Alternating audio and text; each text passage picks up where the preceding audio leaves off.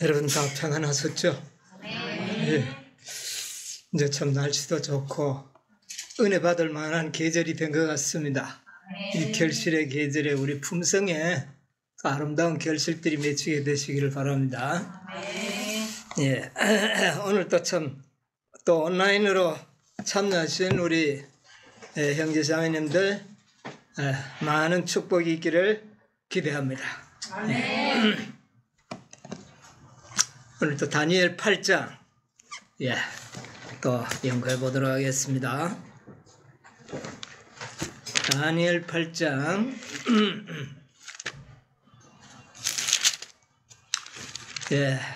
이 다니엘서가 모두 중요하고 어느 하나 중요하지 않는 장이 없이 참 중요한 것을 느낍니다.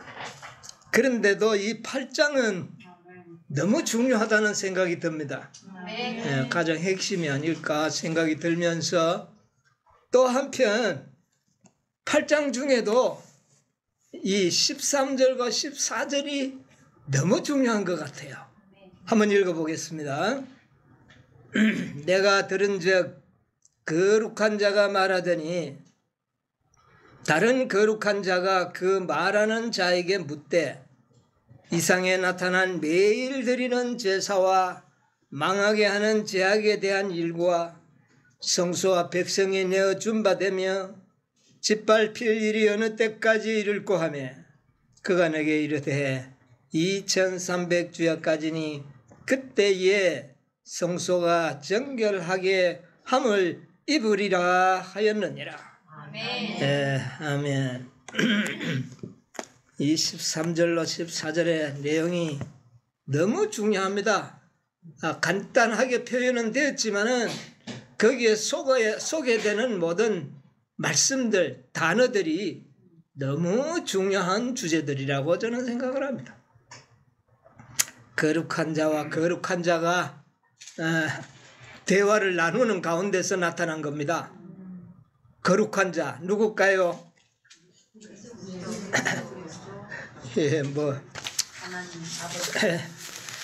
이사야 45장 11절에는 이런 말씀이 있어요. 이스라엘의 거룩하신 자 곧 이스라엘을 지으신 여호와께서 가라사대. 여호와는 자신을 갖다가 뭐라 그랬어요? 여호와 하나님이 말하기를 나는 거룩하다. 자신이 거룩한 자로 말하고 있어요. 그러므로 여기에 거룩한 자는 아버지 여호와 하나님, 예수님, 성령님 그분 중에 한 분임을 우리가 알게 되는 겁니다. 물론 그에게 딸린 사람도 거룩한 자예요. 그러나 가장 핵심은 여호와 하나님이 거룩하신 분이라는 것. 그분들의 대화 속에 나타나는 이야기다. 뭐라 그랬어요? 매일 드리는 제사, 망하게 하는 제약, 성소와 백성이 짓밟힐 일, 중요하죠? 전부 중요하죠? 어느 때까지 이룰고. 이게 거룩한 자와 거룩한 자 사이의 대화 내용입니다, 이게. 그런데 14절에는 거룩한 자가 말하기를 언제까지니? 2300주야까지니 그때에 성소가 정결함을 입으리라. 아주 중요한 내용이라고 저는 생각합니다. 여러분, 성소가 정결함을 입으리라 그랬는데 여러분, 성소가 정결하다는 말이 성경에 몇 번이나 나오죠?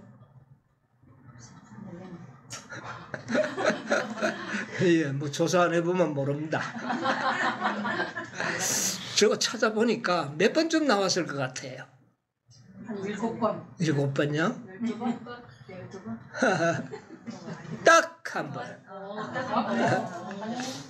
많이 나온다고 중요할 수도 있지만 딱 한 번 나옴으로 중요할 수도 있습니다. 그렇죠? 아주 희소성이 있지 않습니까? 딱 한 번 성소가 정결함을 입으리라. 이 8장 14절에 그런 말씀을 했습니다. 자, 이 2300주야가 지나면 성소가 정결함을 입겠다 그렇게 했는데 2300주야는 하나님이 작정하신 예언적 기간이죠. 예, 이건 아주 중요한. 그런데 7장 25절에도 기간이 나옵니다. 25절에 어떤 기간이 나왔죠? 한때, 두 때와 한번 읽어보겠습니다. 그가 장차 말로 지극히 높으신 자를 대적하며 또 지극히 높으신 자의 상도를 괴롭게 할 것이며 그가 또 때와 법을 변개코자 할 것이며 성도는 그의 손에 붙임 바 되어 한때와 두때와 반때를 지내리라. 예, 이건 누가 또 정한 기간입니까? 예, 한때, 두때, 반때를 하나님이 정하셨습니다. 그가 장차 말로 그가 누굴까요? 7장 25절에 그가 누굽니까? 작은 뿔. 작은 뿔이 하나님을 대적하고 성도를 괴롭게 하고 때와 법을 변개하고 이런 일을 어떻게? 얼마 동안? 한때, 두때, 반때. 그러면 이것은 법안권의 통치권을 이야기하는 것을 우리가 알지 않습니까? 작정되어 있어요. 법안권의 통치 기간이 1차적으로는 1260년. 한때, 두때. 한때는 1년. 예, 이게 원어로는 이따안이라는 이 아람어인데 이따안이라는 말은 어떤 시간이나 때, 기간을 말할 때 사용되는 단어인데 1년을 이딴, 그렇게 해를 이딴이라 그렇게 합니다. 1년 이딴. 성경상 1년은 며칠? 360일로 합니다. 음력으로 계산되죠. 360일이면 자, 이것을 예언적 기간으로 계산될 때는 하루를 1년으로 계산된다는 예언의 원칙이 있습니다. 여러분 민수기 14장 34절 한번 읽어보겠습니다. 민수기 14장 34절 예언적 기간을 계산할 때 그 땅을 탐지한 날 수 40일의 하루를 1년으로 환산하여 그 40년간 너희가 너희의 죄악을 질지니 너희가 나의 싫어버림을 알리라. 예, 여기 보니까 이스라엘 백성들이 가나안 땅을 40일 동안 탐지했는데 그들이 하나님께서 주리라는 가나안 땅을 불신함으로 인해서 어떤 일이 일어납니까? 40일 탐지한 그 기간의 날수를 하루를 1년으로 계산해서 광야에서 몇 년 동안 40년을 표류하도록 그렇게 하셨습니다. 그래서 이런 예언적 기간을 정할 때는 하루를 1년으로 계산한다. 에스겔에도 이야기했습니다. 한번 우리 알고 가겠습니다. 에스겔 4장 6절. 그 수가 차거든 너는 우편으로 누워 유다 족속의 죄악을 감당하라. 내가 네게 40일로 정하였나니 1일이 1년이니라. 예, 1일은 뭐로? 1년이다. 이렇게 계산되라. 그렇게 하나님께서는 예언의 날짜를 계수할 때는 하루를 1년으로 계산하도록 그렇게 원칙을 이미 정해 주셨다고 말입니다. 자, 그러면 한때 1년이죠. 두때 2년, 반때 그러면 반년, 그러면 3년 반. 날짜를 계산되니까 며칠? 1260년 60일. 그러니까 하루를 1년으로 하면 1260년이 뭐라? 작은 뿔의 통치 기간을 하나님은 그렇게 정했다. 하나님이 정했다는 겁니다. 언제부터 언제까지죠? 예, 538년은 이 작은 뿔이 자기를 대적하던 세력 헤로라이, 반달, 동곳 이 세 나라를 마지막 멸망시킨 해가 538년. 그때부터 지상권을 이 법왕권이 갖게 됩니다. 그리고 난 다음에 1260년을 딱 계산되니까 1700 몇 년이 나옵니까? 예, 98년. 피우스 6세가 교황이었는데 당시 나폴레옹의 혁명 장군에 의하여 피우스 6세가 포로로 잡히고 섬에 귀양 보내지고 거기서 어떻게 하는 겁니까? 죽게 되는 겁니다. 그런데 딱 어떻게 하나님의 예언된 약속 그대로 하루도 틀리지 않고 역사적으로 몇 년? 1260년. 이거는 작은 뿔의 폭정 기간을 예언한 겁니다. 그렇죠.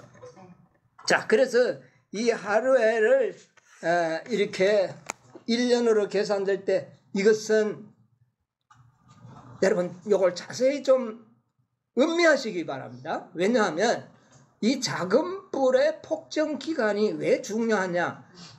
2300주야와 헷갈리면 안 됩니다. 2300주야가 작은 뿔의 폭정 기간이 아니라는 겁니다. 그것도 물론 포함은 되어 있지만 2300주야는 이 작은 뿔의 폭정 기간 이외에 또 다른 하나의 놀라운 하나님의 구속의 역사를 나타내는 기간이라는 겁니다. 이걸 구분할 줄 알아야 된다는 것이죠. 왜냐? 여기에 보니까 다니엘 8장 그냥 작은 뿔의 역사가 나오면서 2300주라고 이야기했기 때문에 2300년 동안 작은 뿔이 통치하는구나 이렇게 오해할 수도 있다는 것이죠. 이것이 왜 법왕권에 적용되는가? 여러분 잘 보세요. 이 말은 다니엘서만 나오는 게 아니고 요한계시록에 들어갑니다. 요한계시록은 다니엘의 짝이잖아요. 자, 계시록 11장 2절로 3절 보세요. 성전 밖 마당을 청량하지 말고 그냥 두라. 이것을 이방인에게 주었은즉 저희가 거룩한 성을 42달 동안 짓밟으리라.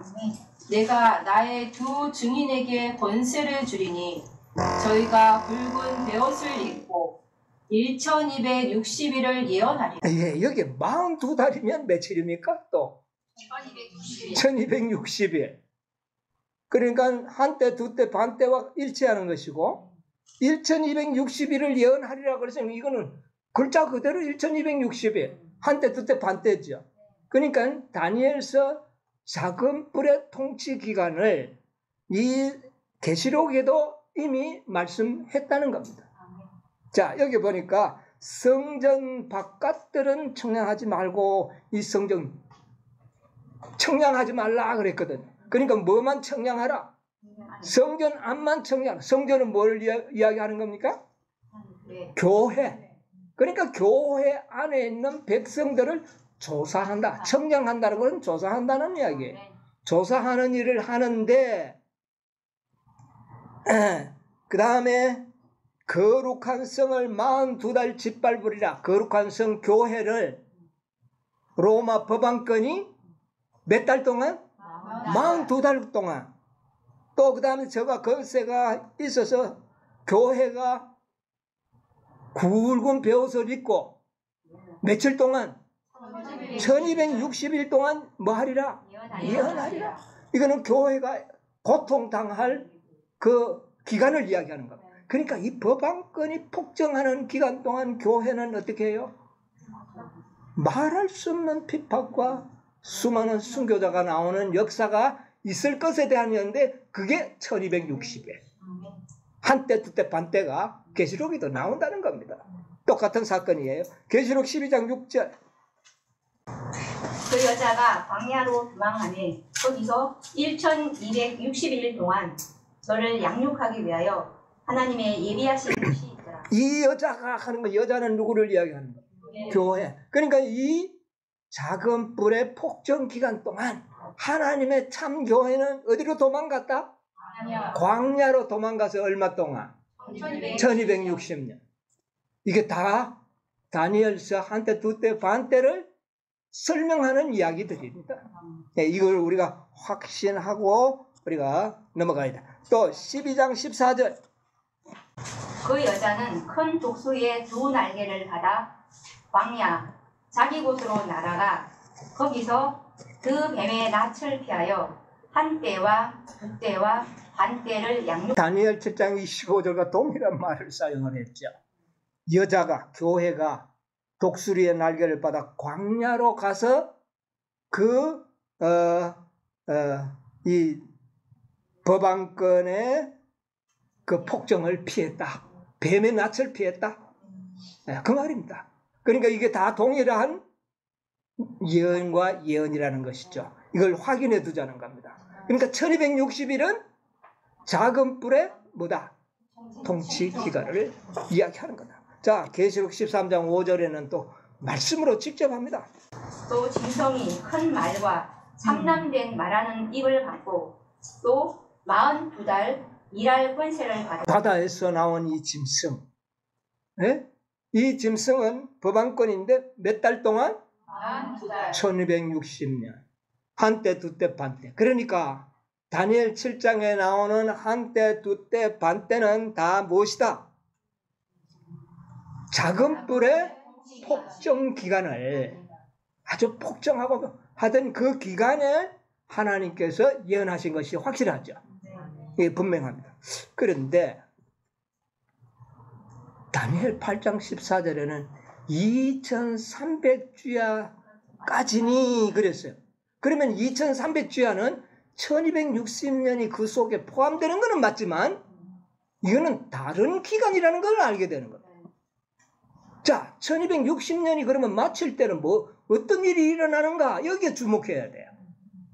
이 거룩한 자들이 대화하는 가운데 2300주야까지니 그때에 뭔 일이 일어나겠다? 성소가 정결하다. 그러니까 2300주야의 기간적인 예언의 목적은 성소 정결 사업이다. 작은 뿔이 아닙니다. 성소 정결 사업이 일어날 것이다. 그런데 다니엘 8장 14절 딱 한 번 성소 정결이란 말이 나와요. 성소 정결이란 말을 우리는 주의 깊이 주목해야 됩니다. 왜? 거룩한 자가 여기에 딱 아주 캐션 마크를 딱 우리에게 주고 있는 거죠. 성소가 정결함을 입으리라. 성소가 정결하다는 말이 뭔가? 성소가 정결하다는 말. 네? 이 정결함을 입으리라는 말을 원어를 찾아보니까 차다크라는 말. 차다크. 차다크의 뜻이 뭐냐 하면은 의롭다, 공의롭다, 올바르다 이런 표현이에요. 자, 그러면 이것을 우리가 잘 보면 2300주야에 가면은 성소가 어떻게 돼야 된다는 말입니까? 아니, 이 원어의 뜻대로 하면 성소가 의롭다함을 받아야 된다. 여러분, 그 말이 좀 이상하죠? 성소가 의롭다함을 받으리라. 직역으로 하면 그렇게 되는 겁니다. 성소가 정결하게 된다는 것은 약간 의역이에요. 네. 이 직역으로 하면 성소가 의롭다 하심을 받으리라. 의롭다함을 받는다는 말은 무슨 용어라고요? 이게 일반적으로 쓰는 용어가 아니고 어디에서? 법정에서 사용하는 단어가 의롭다는 표현의 단어입니다. 그러면 성소가 2300주야가 지나면 법적으로 뭐를 받아야 된다? 의롭다함을 받아야 된다는 그런 말이 되는 겁니다. 좀 전혀 느껴보지 못했던 그런 한 새로운 사실을 우리가 인식하게 되는 겁니다. 그렇죠? 아, 성소가 법적으로 의롭다함을 받아야 한다? 성소는 누가 계신 곳인데? 하나님이 계신 곳인데. 그러면 궁극적으로 누가 의롭다함을 받아야 돼요? 하나님. 참 희한한 말이다. 성소는 하나님이 계신 곳인데 성소가 의롭다함을 받는다는 것은 누가 의롭다함을 받는 거예요? 하나님이 의롭다함을 받는 거예요. 우와. 이야, 이거 뭐 하나님이 의롭다함을 받아야 됩니다. 오늘 우리 교장 선생님이 이 설교를 돕는 권면을 주셨는데 요한복음 3장 33절에 무슨 말을 이야기했어요? 하나님이 참되다 하고 뭐를 받아야 된다? 인침을 받으리라. 하나님이 인침을 받아야 된다 그 말이에요. 의롭다함을 받아야 돼. 같은 말이에요. 여기는 놀라운 구속의 경륜이 함축되어 있는 겁니다. 하나님이 의롭다함을 받아야 되고 하나님이 피조물들에게 인을 받아야 돼. 인을. 우리는 하나님으로부터 인을 받지만 하나님은 우리로부터 뭐를요? 인을 받는다. 이건 뭔가 좀 말이 이상하지만은 그게 성경의 가르침이에요. 여러분 요한복음 3장 33절 한번 찾아보세요. 그 말이 잘못됐는가? 그의 증거를 받는 이는 하나님을 참되시다 하여 인쳤느니라. 하나님을 뭐 했다고요? 하나님을 인쳤다고 그랬잖아요. 하나님을 인쳤다고. 여러분 우리가 살아갈 때 하나님 이거 옳은 말 맞구나. 그러면 우리가 하나님을 뭐 하는 겁니까? 인치는 거죠. 우리가 하나님을 인치는 겁니다. 성경 진리를 우리가 배웠어요. 근데 보니 그게 맞아. 그러면 하나님이 뭐 받는 겁니까? 인침 받는 거죠. 옳다심을 인침 받는 거예요.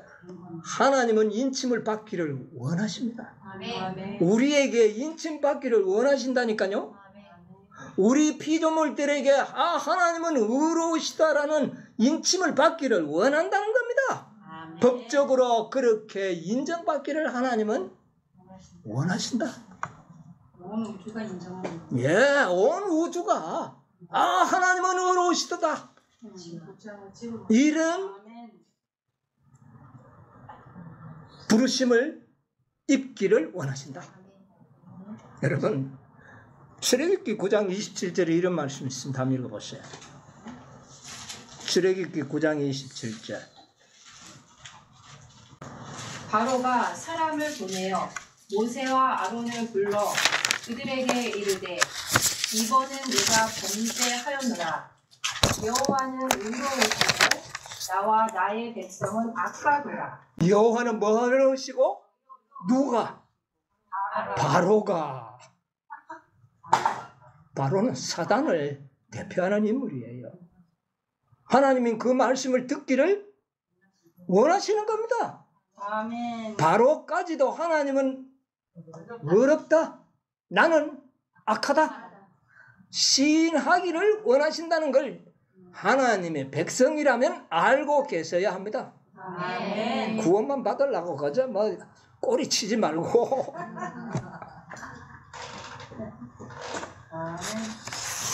시편에도 보면 뭐라 그랬습니까? 시편 116편 5절 보세요. 여호와는 은혜로우시며 의로우시며 우리 하나님은 자비하시도다. 여호와는 은혜롭고 의로우며 의로우시며 차닥한 의롭다는 거예요. 그러니까 하나님은 우리 인간들을 통하여 뭐를 받기를 원해요? 하나님은 의롭다, 공의롭다. 하나님이 행위가 이래가 그런 게 아니고 하나님이 하신 모든 일은 법적으로 다 뭐하다? 의롭다. 이렇게 인간들이 인정할 때 하나님께서는 영광을 받으십니다. 아멘. 예. 로마서에 있는 말씀 한번 볼까요? 로마서 3장 24절로 26절 보세요. 그리스도 예수 안에 있는 구속으로 말미암아 하나님의 은혜로 값 없이 의롭다 하심을 얻은 자 되었느니라. 우리가 다 뭐 받았다고요? 의롭다함을. 이거 법적이죠? 칭의를 받았다 그 말. 예.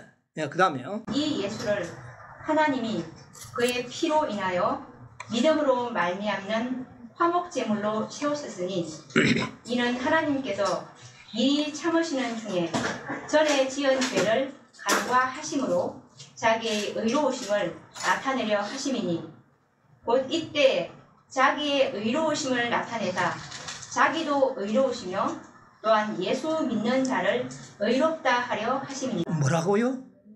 자기도 뭐요? 의로우시며. 그러니까 하나님은 자신의 의로움을 나타내려고 하시는 분입니까? 안 하시는 분이에요? 자신의 의로움을 나타내실 분이에요. 조금 더 그림자가 없어야 돼요. 조금 더 의혹이 없어야 된다고 말입니다. 확실하게 하나님은 의롭다는 것이 다 나타나기를 원하시고, 그러면서도 예수 믿는 자도 뭐요? 의롭다 할 수 있도록. 이게 구속의 경륜입니다. 하나님도 정죄받지 않고 구원받는 우리도 뭐 하지 않고 정죄받지 않도록 하는 것이 하나님의 구속의 경륜이다. 완벽한 구원이라는 겁니다. 한 놀라운 일 아닙니까? 자, 이게 칭의의 구원이에요. 칭의의 구원은 하자가 없습니다. 사단도 정죄를 못해요. 왜? 내 대신 누가 죽었습니까? 창조주가, 나를 창조하신 창조주가 죽음으로 나를 구원해 줬기 때문에 사단은, 이야, 하나님 대단하다. 저 죄인 하나 구원하려고 자신이 죽어. 이건 예수님이 어떤 존재인지를 누구는 알아요? 사단은 잘 알거든요. 그러니까 예수님이 죽으심으로 우리를 구원했으니 사단이 감히 하나님 앞에 그거는 말이 안 되는데요, 이렇게 할 수가 없어요. 칭의의 구원은 그런 겁니다. 칭의의 구원. 그래서 하나님은 이 칭의의 구원이 무효화되지 않도록 구속의 경륜을 그렇게 만들어놨어요. 이게 무효화되면 안 되는 거거든요. 이것 때문에 구원받는 겁니다. 우리 행위가 아니에요. 예. 자, 그래서 여기에는 정죄가 없어요. 사단의 정죄가 없습니다. 자, 로마서 8장 1절 보세요. 그러므로 이제 그리스도 예수 안에 있는 자에게는 결코 자, 그리스도 예수 안에 있는 자들, 이거 믿음 안에 있는 자들을 말하거든요. 이런 자에게는 뭐가 없다? 어떻게? 예, 결코를 집어넣어야 됩니다. 결코 정죄함이 없다. 완벽한 구원입니다. 이 칭의의 구원은 갈라디아 사람들 이걸 잊어버린 거예요. 자, 그래서 결코 정죄함이 없는 구원이 뜰에서 이루어지는 칭의의 구원으로 얻어진다. 이거 사단이 정죄할 수가 없습니다. 이건 사단이 정죄하지 못합니다. 자, 이제 문제는 사단이 정죄 못하면 칭의로만 구원 얻으면 다 구원받지 않습니까? 칭의받고 막 그날 죽어버리면 이거는 확실한데 근데 그날 안 죽어. 전부 살아야 돼. 그러다가 그만 연약한 이 육체의 습성들 때문에 자빠지고 죄를 지어요. 이러면 이제 사단은 그때부터 이제 정죄가 시작돼요. 죄 지었다 이거지. 네, 죄 지었다 이거야. 칭의는 정죄가 없어요. 그런데 딱 제사장의 은택을 입어서 용서받고 칭의의 구원을 영속시켜 나가는 이 영혼들에 대해서 자꾸 정죄하고 이 영혼을 속이려고 하는 겁니다. 그게 매일의 제사거든요. 그래서 이 제사를 깨닫지 못하도록 하는 것이 작업불의 목적이다. 의인은 죄를 안 짓고 살아요. 의인 아니냐 이 말이에요. 그렇잖아요. 의인이 뭐 죄 지을 바엔 그게 무슨 의인이냐. 이때부터 이제 뭐가 생기느냐 하면은 사단의 참소가 생기는 거야. 그러니까 하나님께서는 그걸 어떻게 설명합니까? 이거 하나님은 미래를 하지만 사단이 미래를 모르잖아요. 또 알아도 인정도 안 할 끼고.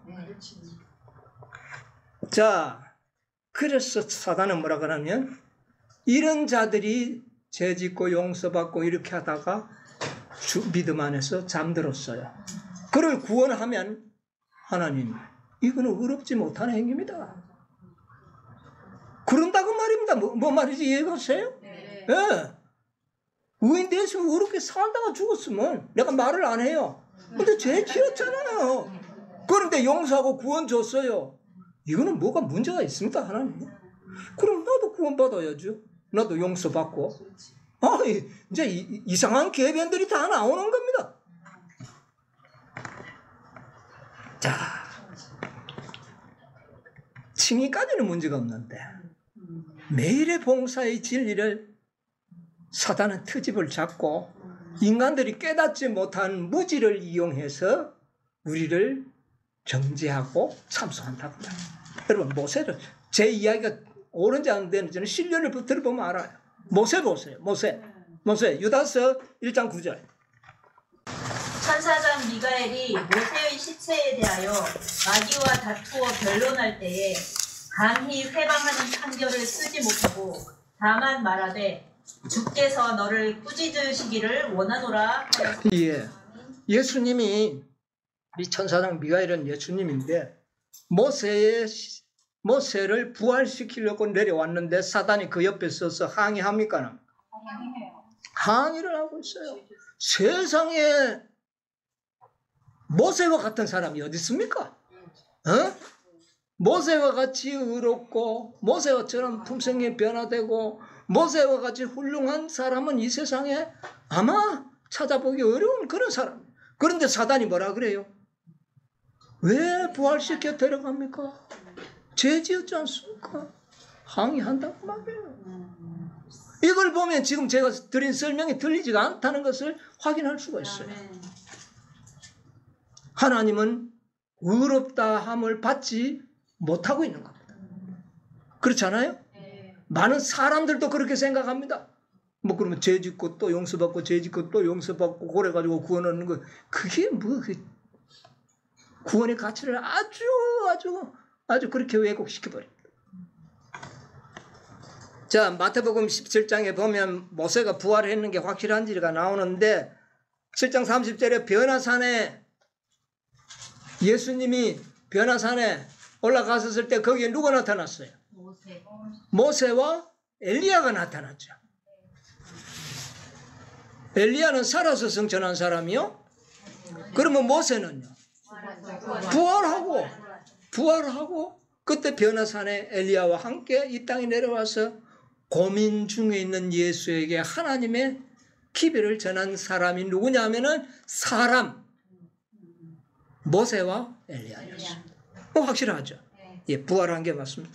모세도 제가 봤을 때는 3일 만에 부활해서 데려가지 싶어요. 왜냐하면 모세는 예수님을 예표하는 사람입니다. 죄에서 구원한 자 예수님, 이스라엘을 구원한 자 모세. 그래서 아마 금방 부활해서 데려가지 않았나 그렇게 생각합니다. 자, 시간이 좀 될는지 안 될는지 모르겠는데 부조와 선지자 478쪽에 보면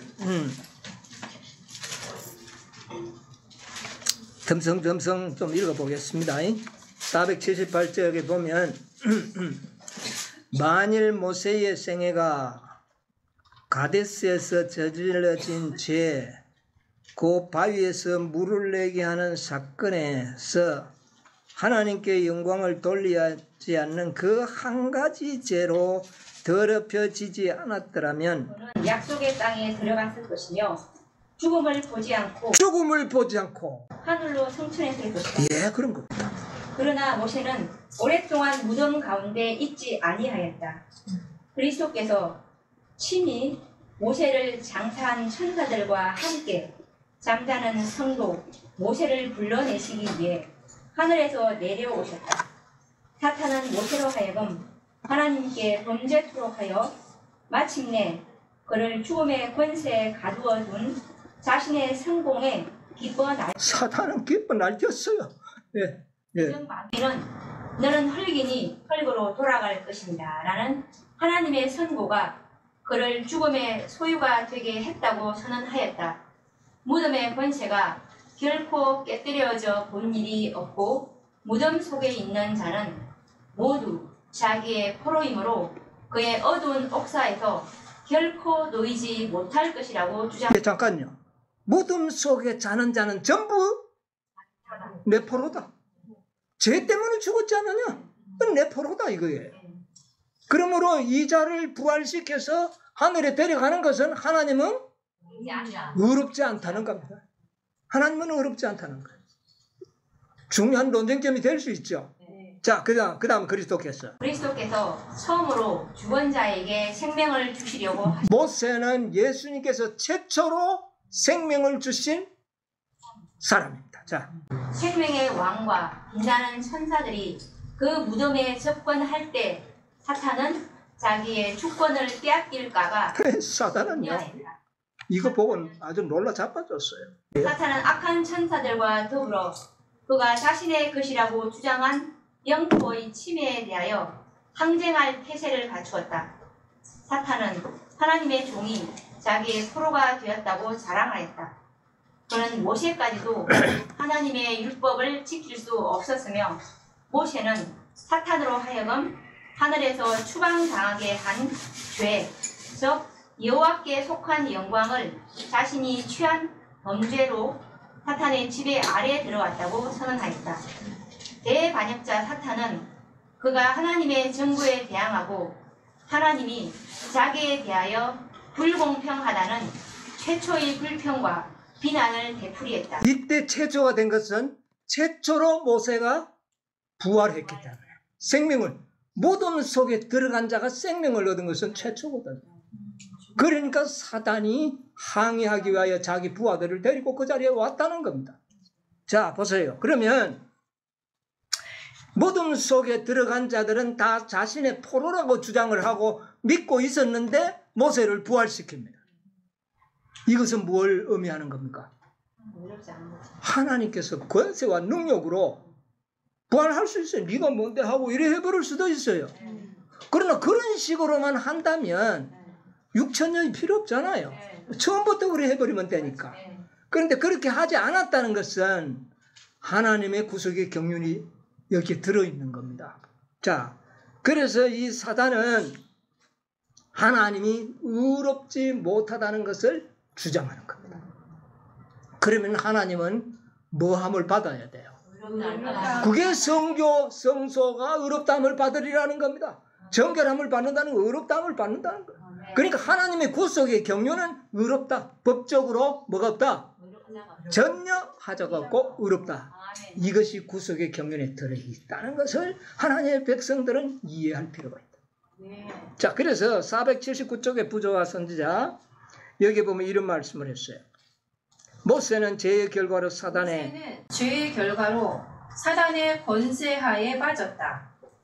그 자신의 행위대로라면 그는 당연히 죽음의 예, 만약 행위를 의존했다면 사실은 어떻게 돼요? 사단의 포로가 되어야 된다. 그러나 뭐를 의지했어요? 매일의 은택을 의지함으로 칭의의 구원을 어떻게 했어요? 영속시킨 겁니다. 여러분 이게 비밀이에요. 이게 믿음의 비밀입니다. 예. 자, 그 다음에 부조와 선지자 479에 80에서 모세는 그리스도의 예표였다. 모세는 그리스도의 예표였다. 모세는 스스로 이스라엘 백성에게 내 하나님 여호와께서 너의 종 내 형제 중에서 나와 같은 선지자 하나를 너를 위하여 일으키시니 너희는 그를 들을지니라 라고 선언하였다. 예, 여기에서 보면 모세는 그리스도의 예표였기 때문에 하나님께서 특별히 이 사람을 어떻게 했어요? 첫째 부활까지 기다려야 되는데 먼저 예표로서 먼저 뭐 했다? 부활시켰다. 예, 무덤 속에서 구원하셨다. 그러나 그것이 주께서 너를 뭐 하기를 판단하실 때, 그러니까 뭐가 있다는 겁니까? 심판 때에 너를 꾸짖을 것이다. 예수님도 능력과 건설로만 하지 않고 아버지의 뭐를 의존했습니까? 심판하실 것이라는 그 심판 때 너는 정죄를 받을 것이다. 네. 그래서 구속의 경륜이 잘 드러나게 되는 겁니다. 네. 자, 그래서 사단은 이 사실만으로는 뭐를 받을까요? 하나님은 의롭지 못하다고 참소하는 겁니다. 예, 죄를 지었는데, 예, 이것은 하나님의 처사가 공의롭지 못하다. 왜 공의롭지 못하다고 하느냐면 의인은 죄를 짓지 말아야 되는데 죄 지었고 용서해 줬지만 또 지을 가능성이 있어요, 없어요? 있어요. 또 죄를 지을 가능성이 있다는 것은 추정해 볼 수가 있잖아요. 그런데 구원을 준다, 의롭다 한다. 죄를 지을 가능성이 있고 죄를 짓는데도 의롭다 한다? 이게 의로운 겁니까, 아닙니까? 이것만 봐가지고는 사단이 말이 옳을 것 같아요. 그렇지 않습니까? 그러면 뭐가 정결함을 입어야 돼요? 성소가 정결함을 받을 때, 성소가 의롭다함을 받을 때 하나님도 의롭다함을 받게 된다. 이게 구속의 경륜이라는 겁니다. 놀랍지 않습니까? 자, 욥의 신뢰도 또 한번 들어봅시다. 욥이 말이죠. 욥기 1장 6절에 9절에 보면 하루는 하나님의 아들들이 와서 여호와 앞에 섰고 사단도 그들 가운데 왔는지라. 여호와께서 사단에게 이르시되 내가 어디서 왔느냐. 사단이 여호와께 대답하여 가로되 땅에 두루 돌아 여기저기 다녀왔나이다. 여호와께서 사단에게 이르시되 네가 내 종 욥을 유의하여 보았느냐. 그와 같이 순전하고 정직하여 하나님을 경외하며 악에서 떠난 자가 세상에 없느니라. 사단이 여호와께 대답하여 가로되 욥이 어찌 까닭없이 하나님을 경외. 자, 근데 또 이거는 또 다른 어떤 이게 신뢰가 되는 겁니다. 자, 욥은 하나님이 보실 때 순전하고 의롭고 정직했어요. 그런데 사단이 그걸 인정합니까, 안 합니까? 왜 안 합니까? 죄 안 지었어요. 지금까지 생애에서 죄 안 지었어요. 그런데 왜 인정하지 않을까요? 하나님이 축복해 주니까 의롭게 살았다는 겁니다. 이거 말이 돼요, 안 돼요? 사단 쪽에서 보면 말이 되는 겁니다. 뭐 축복 주는데 안 할 사람이 어디 있어? 말이 되죠. 자, 그러니까 하나님께서 그러면 네가 한번 네 마음대로 한번 해봐라. 생명을 건드리지 마라. 그래가지고 욥은 막 하루아침에 그냥 재산 다 잃어버리고 막 자녀들 잃고 아내는 와서 저주하고 친구들 와서 정작 이건 이 세상의 욥처럼 환난을 당한 자가 없습니다. 그런데 욥은 자기가 왜 이렇게 당하는지도 몰랐어요. 왜 당하는지도 몰랐어. 까닭없이 당했으니까. 그래서 하나님 앞에 막 친구들 앞에 나는 억울하다고 말이지 막 변명하고 했어요. 자, 사단은 욥의 의로움을 인정하지 않고 그를 정죄했던 것처럼 하나님의 백성들의 의로운 생애도 인정할까요, 안 할까요? 안 합니다. 매일의 봉사 인정 안 합니다. 또 죄짓게 할 수 있다는 거예요. 용서해줘서요. 또 내가 죄짓게 할 건데. 그러면 끝이 없잖아요. 끝이 없잖아요. 그런데 의롭다 한다? 하나님은 의롭지 않습니다. 큰 문제 아닙니까?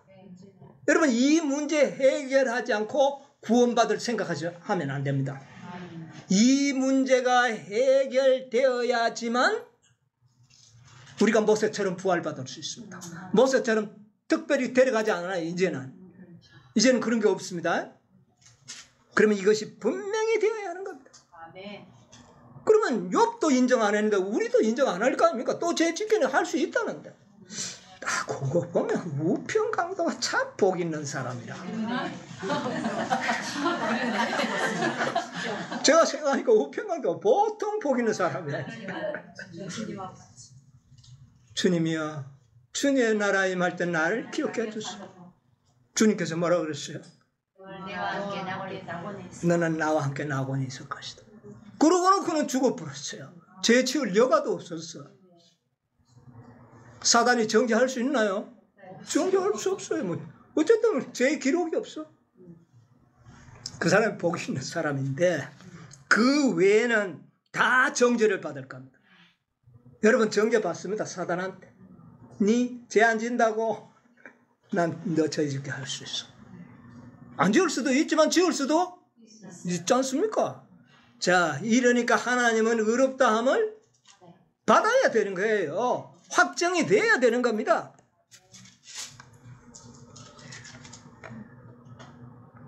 자, 그러면 어떻게 사단의 참소를 잠재울 수 있는가? 어떻게 사단의 참소를 끝나게 할 수 있는가? 이게 구속의 경륜에 있어야 될까요? 없어야 될까요? 있어야 됩니다. 그것이 뭐냐면은 2300주야까지니 그때 가면은 성소가 정결함을 입는다는 것은 의롭다함을 받는다는 거예요. 그러면 그때 가면은 하나님이 사단도 악한 자도 바로도 그의 백성도 여호와는 의롭고 나는 악하고 나의 백성도 악하도다 이런 의롭다함을 어떻게 해요? 받게. 그러니까 하나님은 참되다는 인침을 사단에게도 받기를 원해요. 그러면 완벽한 거 아닙니까? 야, 구속의 경륜이 놀라운 거예요. 하나님이 의롭다함을 받아야 되는 겁니다. 자, 그러면 어떤 일이 일어나야 되는가? 네? 하나님이 의롭다함을 받기 위해서는 어떤 일이 일어나야 되는가? 대쟁투 425쪽에 있는 말씀 한번 읽어보겠습니다. 하늘 성소에서 그리스도의 중보사업이 그치게 될 때 하늘 성소에서 그리스도의 중보 사업이 그치게 될 때 세상에 살아있는 사람들은 거룩하신 하나님 앞에서 중보자 없이 서게 될 것이다. 예, 여기 보니까 마지막 때에 어떤 사람이 나올 것이다? 여기 뭐라 그랬어요? 하나님 앞에서 도움을 받지 않고 스스로 의롭게 살 사람이 나올 것이다. 이건 놀라운 일이죠? 예, 여기 보니까 중보자 없이 서게 될 것이다. 도움을 받지 않는다는 겁니다. 그 다음 계속 읽었어요. 그들의 옷은 흠이 없어야 하고 예, 그들은 흠이 없어요. 그들의 품성은 피 뿌림을 통하여 죄에서 깨끗해졌어야 매일의 은택을 통해서 다 깨끗해졌어요. 그 다음에 그들은 하나님의 은혜와 그들 자신의 꾸준한 노력으로 말미암아 나눠주신 의를 통하여 충분히 죄를 이기는 생애를 살았다. 그 다음 보세요. 악과의 투쟁의 승리자가 되어야 한다. 자, 악과의 뭐를요? 싸움에서 승리자가 되어야 한다. 이 승리자가 되도록 하기 위하여 매일의 봉사가 있는 겁니다. 매일의 봉사. 매일의 봉사가 있고 난 다음에 죄를 우리의 생애에서 끝이 나게 깨끗하게 하실 것이다. 이게 누구의 계획입니까? 하나님의 계획이고 제사장의 계획입니다. 매일의 봉사를 통하여. 그러면 매일의 봉사가 다시 한번 우리가 생각할 때 중요합니까? 안 합니까? 중요하죠. 네. 자, 이것이 매일의 봉사로 인하여 이런 백성이 만들어질 수 있다는 겁니다. 자, 선지자와 왕 691페이지. 선지자와 왕 691페이지. 그리스도께서는 죄 많은 인간의 대리자와 보증인으로서 하나님의 형벌로 고통을 당하셔야 하였다. 그분은 공의가 의미하는 바를 깨달으셔야 하였다. 그분은 죄인들이 중보자 없이 하나님 앞에 서는 것은 무엇을 의미하는지를 아셔야 한다. 예수님의 죽으심도 그냥 죽으심이 아니었어요. 네, 여기 뭐라 그랬어요? 예수님은 인간의 보증인으로서 죄인들이 중보자 없이 하나님 앞에 서야 한다는 것이 무엇을 의미하는지를 예수님 스스로가 어떻게 해요? 아셔야 한다. 경험해야 된다는 겁니다. 자, 그렇게 하기 위하여 마태복음 27장 46절 한번 읽어볼까요? 예수님은 어떤 경험을 하셨는가? 27장 46절. 제90쯤에 예수께서 크게 소리질러 가라사대 엘리 엘리 라마 사바다니 하시니 이는 곧 나의 하나님 어찌하여 나를 버리셨나이까. 자, 예수님이 이제 숨가쁘게 생명이 끝쳐지기 바로 직전에 뭐라고 외칩니까? 지하에 다니시죠. 엘리 엘리 라마 사박다니. 뜻이 뭡니까? 나의 하나님 나의 하나님 어찌하여 나를 버리시나이까. 이 말은 뭐를 의미하는 겁니까? 예수님을 도와주고 있던 아버지 하나님의 도움의 손길이 완전히 떠나드는 것.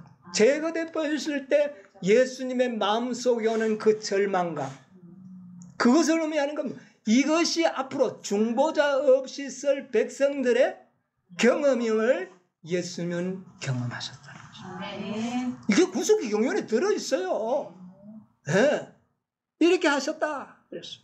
자, 대쟁투 647조 48조 어린 양의 노래 곧 구원의 노래이다. 그 노래는 14만 4천 명 외에는 아무도 부를 수 없는 노래이다. 왜냐하면 그것은 그들의 체험의 노래, 곧 다른 어떤 사람도 체험하지 못한 경험의 노래이기 때문이다. 그들은 어린 양이 어디로 인도하든지 따라가는 자며 살아있는 자들 가운데서 땅으로부터 끌어올림을 받은 사람들이다. 그들은 처음 익은 열매로 하나님과 어린 양에게 속한 자들이다. 또한 이는 큰 환난에서 나오는 자들이다. 그들은 개국 이래로 그때까지 없던 환난의 시기를 지내고 야곱의 환난을 견뎌 하나님의 심판과 형벌이 마지막으로 내릴 때 중보자 없이 선 자들이다. 예, 여기 보니까 중보자 없이 선자들이 누굽니까? 14만 4천. 앞으로 14만 4천인들은 중보자 없이 설 사람들로 이야기합니다. 그런데 사단은 늘 참소했잖아요. 그러니까 이 참소를 끝내기 위해서 하나님께서는 도움의 손길을 거두는 겁니다. 도움의 손길을 거두고 14만 4천인들을 사단에게 욥을 내어준 것처럼 그의 생명은 너는 건드리지 못한다 하고 내어주는 겁니다. 그러면 사단은 어떻게 할까요? 그 영혼들을 자기 손아귀에 들어왔기 때문에 생명은 건드릴 수 없었지만은 자기가 할 수 있는 모든 수단과 방법을 통하여 범죄하도록 유인한단 말이에요. 협박도 하고 유인도 하고 온갖 방법을 다 해보는데 이들이 어떻게 합니까? 범죄하지 않는 겁니다. 아멘. 이렇게 될 때 어떻게 되는 겁니까? 하나님은 의롭다. 아, 하나님의 말이 옳구나. 인간도 죄를 짓지 않고 살 수 있구나. 예. 이제는 뭐가 나타나 버렸어요? 증인들이 다 나타나 버렸어요. 14만 4천인들의 증인들이 나타나는 겁니다. 그럼 사단이 지금까지 내가 죄짓게 할 수 있습니다. 하나님 안 도와줘 보십시오. 내가 합니다. 계속 비난했는데 몇 년 동안? 6천년 6천년 동안 비난했는데 그만 마지막 이 장면에서 그의 기만이 통로가 되는 겁니다. 성령의 도움도 그리스도의 도움도 하나님의 도움도 없이 그들을 사단에게 내어줍니다. 그렇게 승리할 수 있도록 그동안 누가? 그리스도께서 매일의 은택을 통하여 중보를 통하여 그렇게 만드신 겁니다. 그렇게 만드신 것이라는 겁니다. 특별히 2300주야가 되면은 그런 백성이 나타난다. 그들을 통하여 하나님은 의롭다 하심을 받게 된다. 이게 구속의 경륜이라는 겁니다. 이 구속의 경륜이 다니엘 8장 13절 14절에 거룩한 자와 거룩한 자들 사이에서 이야기하고 논의되는 것을 다니엘이 들었지만 깨닫지 못했어요. 그런데 누가 깨달았습니까? 오늘 여러분과 제가 깨닫고 있는 이런 특권을 누린 여러분, 하나님께 감사하지 않습니까? 아멘. 하나님이 의롭다 하심을 받을 수 있다. 그 일을 위하여 14만 4천인은 준비되어야 한다. 아멘. 언제 그 일이 일어날 것이다? 2300주야까지. 이 시기가 매우 중요한 겁니다. 하나님의 말씀은 이루어집니까? 아멘. 아멘. 2300주야가 언제? 1844년. 그런데 왜 아직까지 안 되나? 다음 하시기를 또 한번 연구해 봅시다. 아멘. 분명히 되는 건 맞습니다. 아멘. 자, 분명히 되는 건 맞아요. 하나님이 어떻게 의롭다함을 받는다는 걸 이해하십니까? 아멘. 하나님은 바로에게도 의롭다함을 말을 듣기를 원하고 우리들에게도 하나님은 의로우시도다는 말을 듣기를 원하신다. 그렇게 될 때에 이 우주 안에는 의혹이라는 것은 이제는 다시는 존재하지 않을 것이다. 이게 구속입니다. 아멘. 이 경륜을 다니엘 8장 14절에 나타낸 겁니다. 이 사실을 깨닫게 해주신 우리 주님께 여러분 감사하시기 바랍니다. 아멘. 모두가 14만 4천인의 놀라운 특권을 누리고 하나님이 의롭다 하심을 증명하는 여호와의 증인들이 되시기를 간절히 바라면서 오늘 말씀을 마치겠습니다. 아멘.